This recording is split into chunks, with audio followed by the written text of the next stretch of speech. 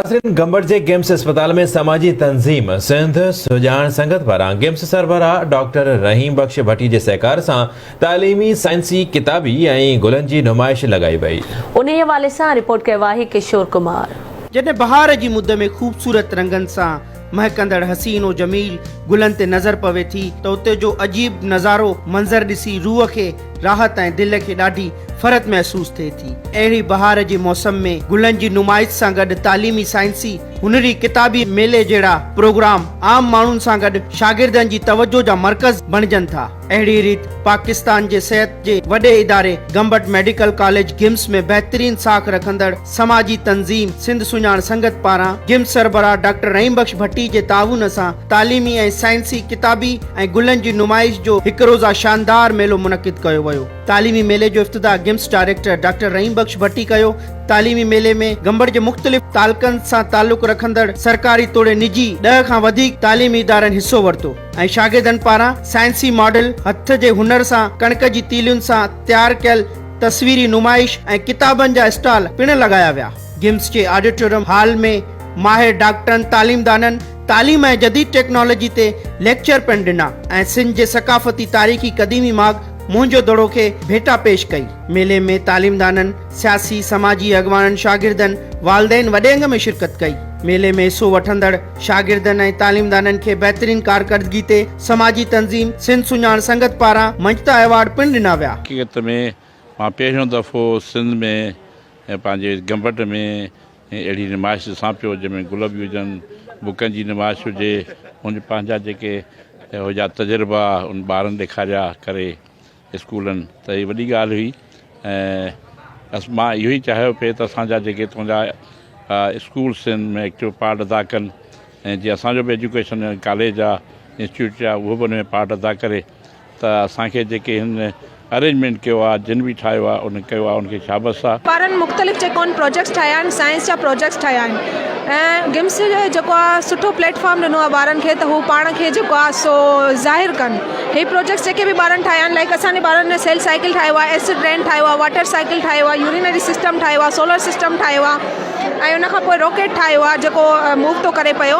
त ॿारनि खे इन जी जेको आहे नॉलेज अची वई। पहिरियां जेको आहे ॿारनि खे ख़बर न हुई त इहे शयूं थींदियूं कीअं, स्ट्रक्चर्स कीअं हूंदा आहिनि, इहो कहिड़ो कहिड़ो वर्क कंदा आहिनि। अॼोको प्रोग्राम आहे जंहिं तंज़ीम करायो आहे तमामु गंबट जे तारीख़ में मुंहिंजे हिसाब में तव्हां सभु ॾिसो था तमामु बहितरीनु आहे। सुठे नमूने सां हिन शइ जी ज़रूरत आहे। नौजवान शागिर्दनि खे हिन मां तमामु घणो फ़ाइदो मिलंदो। असां घणे वक़्त खां वठी इहो सोचियो पिए त गंबट जहिड़े परे शहर में हिकु अहिड़ी एक्टिविटी जी ज़रूरत आहे जंहिंमें असां अॼु जे नौजवाननि खे साइंसी ऐं किताबी शौर ॾियूं ऐं गॾोगॾु असां पंहिंजे माहौलियात सां प्यार करण जो दर्स बि ॾियूं। उन करे असां हीउ प्रोग्राम ॾिठो। इलाही असां स्टूडेंट ॾिठा आहिनि जेका वॾा इंटेलिजेंट असांखे ॿुधाए रहिया आहिनि। वाटर साइकिल जे बारे में आहे, इलाही पॉल्यूशन जे बारे में, असांजे सोलर सिस्टम जे बारे में तमामु हिते नॉलेज पिराई था। गिम्स में जेको प्रोग्राम रखियो वियो आहे उन में असां 10 खां 12 मॉडल ठाहिया आहिनि ऐं इहो असांखे बायोलॉजी केमिस्ट्री फिज़िक्स इहा असांखे पढ़ाई बि वेंदी आहे। ॿारनि में काफ़ी वॾो जोश ऐं ख़रोश आहे ऐं इन सां प्रोग्राम सां ॿारनि में हिकिड़ी रिसर्च जो मादो पैदा थींदो ऐं हिकिड़ो बहितरीनु कमु आहे जंहिंसां जेको आहे ॿार वधीक जेको आहे हिकिड़ो नवां साइंसदान ऐं रिसर्च वारा माण्हू पैदा थींदा। इन मां काफ़ी ॿारनि में इंट्रैक्शन थिए थो पियो, ॿारनि में नॉलेज जी कन्वर्सेशन थिए थी पई जंहिंसां ॿार खे काफ़ी फ़ाइदो आहे। हर स्कूल पंहिंजे वसार सुठी महिनत करे आयो आहे। असांजे हिते 8 प्रोजेक्ट्स आहिनि ते असां हिते मॉडल्स आहिनि जेके असां परफॉर्म करे रहिया आहियूं।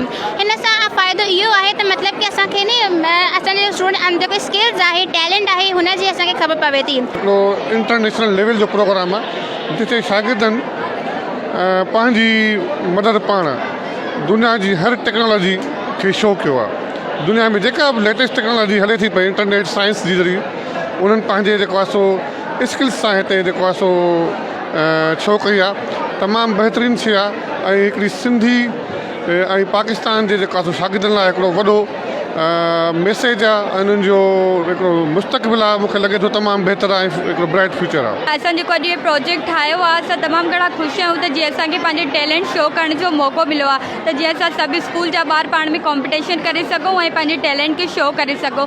तमामु घणो अट्रैक्ट थी करे हिन साइंस एग्ज़िबिशन में फ्लावर्स अहिड़ा आहिनि जेके हर कोई अचे थो त पहिरियां अट्रैक्शन फ्लावर्स ई थिए, उन खां बाद में साइंस एक्ज़िबिशन जेको इहो प्रोग्राम थियो आहे असांजो हिते, पर पर्सन हर कंहिंखे हिकु प्लांट लॻाइणु खपे त जीअं असांजो एनवायरनमेंट बहितर थिए। आजकल ना मतलब कि स्टूडेंट्स बहुत ज़्यादा मोबाइल्स यूज़ कर रहे हैं, बुक्स को नहीं पढ़ रहे। बुक्स में बहुत अच्छी नॉलेज ऑथेंटिक होती है, बट हम मोबाइल्स यूज़ करते हैं, गूगल वगैरह। इससे हमारे पास क्या होता है, फजूल की हमें इन्फॉर्मेशन आ जाती है, गलत भी आ जाती है हमारे पास, जैसे विकीपीडिया गलत आ जाती है। बट अगर बुक्स पढ़ेंगे ना तो इससे बहुत ज़्यादा फ़ायदा होगा। जिस तरह हमारे पास आईसाइट्स वीक होना शुरू हो गए मोबाइल्स यूज़ करके, बट ये है कि बुक्स ज़्यादा प्रेफर की जाएँ। जेको आहे उहो सोलर सिस्टम आहे जेको 9 प्लेनेट्स ते मौजूदु हूंदो आहे। जेको 9 प्लेनेट आहे प्लूटो उहो हितां गायब थी चुको आहे। बाक़ी जेके 8 प्लेनेट्स आहिनि उहे तव्हां ॾिसी था सघो त हिते मौजूदु आहिनि। हीअ जेके अहिड़े क़िस्म जा जेके प्रोग्राम आहिनि उहे ॿारनि में उत्साह पैदा कंदा आहिनि ऐं इहे ई ॿार जेके आहिनि उहे मुस्तक़बिल जा अॻुवान बणिजणा आहिनि ऐं असांखे इन्हनि मां उमेदूं आहिनि त इहे असांजो ख़ूबसूरत समाज ॾींदा। उन करे इहो लाज़मी सम्झूं था त इन क़िस्म जूं एंटरटेनमेंट्स, इन क़िस्म जे सरगर्मियूं जेके आहिनि उहे थियणु घुरिजनि। त सभु शागिर्द आहिनि मिली करे ही रोबोट ठाहियो आहे। असां में काफ़ी सारो टैलेंट आहे। माण्हू इहो सम्झी वेंदा आहिनि त हर कमु बॉइज़ करे सघनि था पर गर्ल्स नथियूं करे सघनि, पर ईअं न आहे।